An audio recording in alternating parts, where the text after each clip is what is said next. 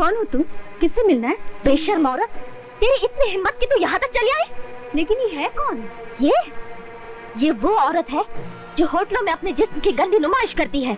ये आप क्या कह रही है? तुझ जैसी औरत को औरत कहना औरत जात का अपमान करने के बराबर है।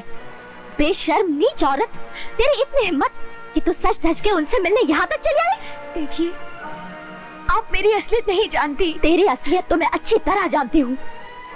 बेहया, तू वो जहरीली नागिन है जिसने मेरे पति को फंसाकर मेरी खुशियों को डस लिया है।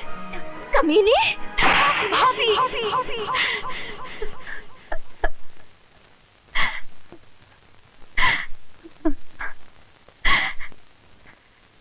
भाभी? हाँ भाभी, अनिल मेरा भाई है, सगा भाई, और तुम मेरी भाभी हो। भाई बहन के रिश्ते को इतनी गंदी गाली मत दो। तो फिर उन्होंने मुझे ये बात बताई क्यों नहीं?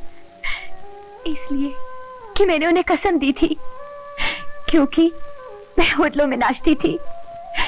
इसे भैया की इज्जत को दाग लग सकता था, उनका सर दुनिया के सामने झुक सकता था। और आज रक्षाबंधन है और मैं भैया को सिर्फ राखी बांधने आई थी। ये देखिए, मुझे माफ कर दो सुमन। गलतफहमी की वजह से मुझसे वो खिलौना पाप हो गया है जिसका इस दुनिया में कोई प्रायश्चित नहीं। मैंने भाई बहन के पवित्र संबंध को ऐसी गंदी नजर से देखा है कि मैं तुम दोनों से माफी मांगने के काबिल भी नहीं रही। मुझे माफ कर दो। नहीं भाभी, भैया, तुम क्या काम है? हम जानते हैं भाभी कि आपको हमारे यहाँ आना एक नजर नहीं भाता, इसलिए हम लोगों ने आना ही बंद कर दिया। मगर आज अगर हम ना आते तो हमसे ज्यादा एहसान फरामोश और कोई नहीं होता। क्या मतलब है तुम्हारा? एक औरत के लिए उसका सुहाग ही सबसे बड़ी दौलत होती है। मेरे पति बहुत सख्त बीमार थे, इनके बचने की कोई उम्मीद नहीं थी। भैया ने इनके फेफड़ों के ऑपरेशन के लिए अपने दामाद अनिल के हाथों 50,000 रुपए भेजे और भगवान ने मेरा सुहाग बचा लिया। तो अनिल वो 50,000 रुपए आपके लिए ले गए थे? हाँ बेटी, तुम बहुत खुशकिस्मत हो जो तुम्हें अनिल जैसा पति मिला। वो इंसान के रूप में देवता है। हे भगवान, बात क्या थी और मैं शक की शिकार उन्हें क्या क्या कह बैठी। भगवान मुझे कभी माफ नहीं करेंगे। अरे चना, अरे चना तो दूंगा कभी। मोनाबेन, यहाँ आइए, आइए, सुनिए कहानी। देखिए कैसे खानदानी चोर पाल रखे हैं आपने। वो हार किसने चुराया था? जी मैंने। फिर? मगर वो हार मुझसे गोपाल दास जी ने ले लिया था। सुन लिया? उनके बाजू में कौन खड़ा था? नाम बोल उसका। उनके बेटे रमेश बाबू। क्या? सुमन बिटिया, तो क्या वो यहाँ काम करते हैं? सुमन, शुक्र है बहन तुम मिल गई। लेकिन तुम रमेश को कैसे जानती हो? वो मेरे पति हैं। क्या? हाँ भाभी। चले चोर लखपतिया, आगे की कहानी सुना तो अपनी घटिया जमानी। चल बोल। गोपाल दास जी ने वो हार मुझे बेचने के लिए दिया, जिससे मैंने साधु राम जी के यहाँ 20,000 में बेच दिया और पैसे लाकर गोपाल दास जी को दे दिए। हाँ, मैं तो भूल ही गया था कि वो हार मैंने कहाँ से खरीदा है। लेकिन आज जब मैं प्यारे से मिलने के लिए आपके ऑफिस गया तो वहाँ मुझे ये कमबख्त चोर लखपति नजर आया और मैं इसे घसीटता हुआ यहाँ ले आया। लेकिन देखने में तो दोनों बाप बेटे भले लगते थे। भले? वो भले नहीं है, शैतान के कुत्ते के पिल्ले हैं। और खासकर वो रमेश साहब है ना, वो हरामी पने में अपने बाप के भी बाप हैं। आपके ऑफिस से 5 लाख रुपए चुरा के वो भाग रहा था। अनिल साहब ने उसको पकड़ा, सारे पैसे छीन लिए वो इस बैग में, और साथ में वो वीडियो कैसेट भी है जिसमें उनकी चोरी की दास्तान छपी हुई है।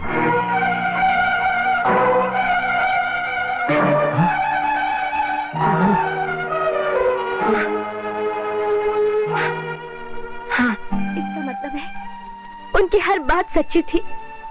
और मैंने तुम्हारी बातों में आकर उन्हें कितना गलत समझा, क्या क्या कह दिया उन्हें। डैडी के दिल पर भी कितना गहरा सदमा पहुंचा है मैंने। उनकी इस हालत के लिए मैं जिम्मेदार हूँ। नहीं बेटी, तू नहीं, जिम्मेदार मैं हूँ, मैं ही जिम्मेदार हूँ। गोपाल दास ने दिन रात अनिल के खिलाफ मेरे कान भरे, मैंने उसके खिलाफ कर दिया। हे भगवान, मैंने सच्चे हीरे को कांच का टुकड़ा समझा। डैडी, क्या हुआ भैया को? क्या हुआ डैडी? अपने उन को लेकर अनिल को खत्म करने के लिए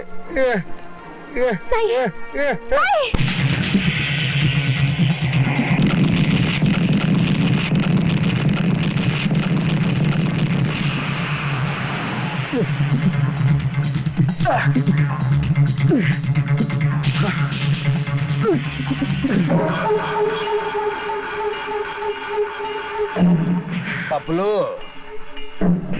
वो दिन याद कर जिस दिन तूने मुझे ब्लैकमेल करके सुमन को अपनाने के लिए मजबूर किया था। उस दिन तू शेर था, लेकिन आज मैं बब्बर शेर हूं। इसकी एक गोली चलेगी, तेरे बदन से खून बहेगा और फिर उस खून में मोना की मांग का सिंदूर बहेगा। उसके बाद मैं मोना की उजड़ी मांग में अपना सिंदूर भर दूंगा। हरामखोर, तो शादीशुदा है, सुमन तेरी पत्नी है। पपलू, लगता है कि इसे सुमन के साथ बहुत प्यार है। एक काम करता हूँ, जहां मैं तेरे को भेज रहा हूँ ना, सुमन को भी वहीं भेज देता हूँ। तू उसकी मांग में अपना सिंदूर भर देना।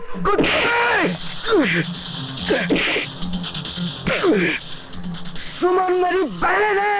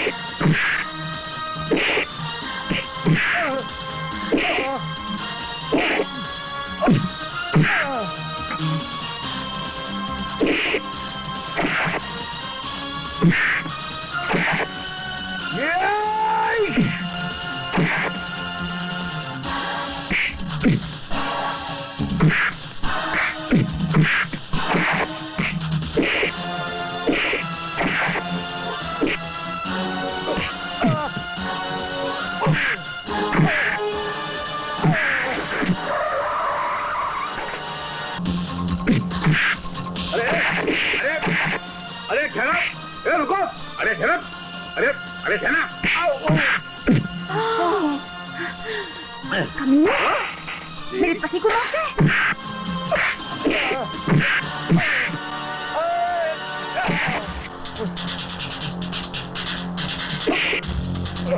नहीं।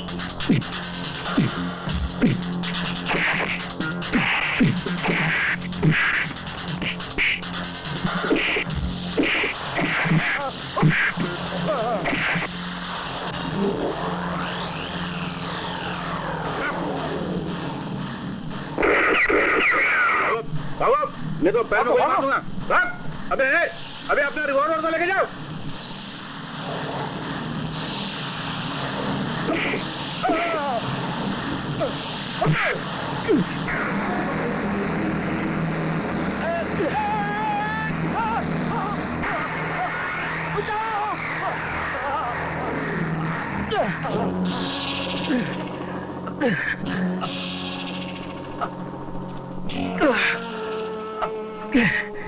मुझे बचा लो, घबराओ मत, मैं तुम पर आंच भी नहीं आने दूंगा। तुम मेरी बहन के सुहाग हो। अगर तुम्हें बचाते हुए मेरी जान भी चली जाए तो मुझे कोई अफसोस नहीं होगा।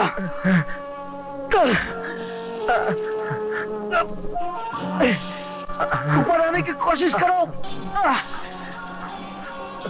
और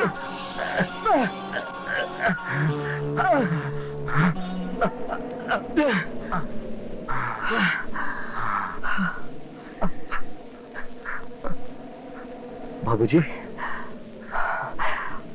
आप ठीक हो गए? हाँ बेटे, मैं ठीक हो गया हूं, लेकिन डॉक्टर की दवा से नहीं, सिर्फ तेरे प्यार के चमत्कार से। भैया। रमेश बेटा,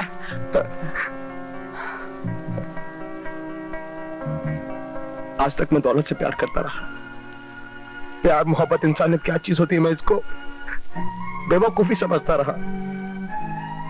मैंने तुम्हारी जान लेने की कोशिश की और तुमने मेरी ही जान बचाई। मुझको माफ कर दो। अरे नहीं, मुझको माफ कर दो, मुझको माफ कर दो। नहीं, मैं आप सबका गुनहगार हूं। हो सके तो मुझे माफ कर दीजिएगा। लेकिन आप जा कर रहे हैं? पुलिस स्टेशन, अपने आप को कानून के हवाले करने। तुम भी हो सके तो मुझे माफ कर देना। नहीं बेटे, तुम अकेले नहीं जाओगे। तुम्हें गुनाह का रास्ता दिखाने वाला शैतान मैं हूँ। मैं भी तुम्हारे साथ चलूंगा। नहीं, कोई नहीं जाएगा पुलिस स्टेशन, कोई नहीं जाएगा। अनिल बेटा, बेटा, तुमने मुझे से लोहे को भी सोना बना दिया। आपका क्या इरादा? आप भी सोना बंदे कि हम लोग सोने के लिए कहीं और जाएं? अरे ऐसे कैसे जाने दूंगा? अभी तो तुमने मेरे बहुत से उधार चुकाने हैं। हाँ। अभी बाकी है? हाँ, पहले मैं अपने नाती का मुंह देखूंगा, फिर अपने सब कुछ अपने नाती के नाम पर करूंगा, और जब मैं सब कुछ कर लूं तब मैं तुम दोनों को जाने दूंगा। हाँ। चलो घर चलो। घर? कौन सा घर? किसके घर? अपने घर। हाँ, वहाँ वो जेब खर्ची मिलेगी ना? You stupid idiot! आ गई ना असलियत पे।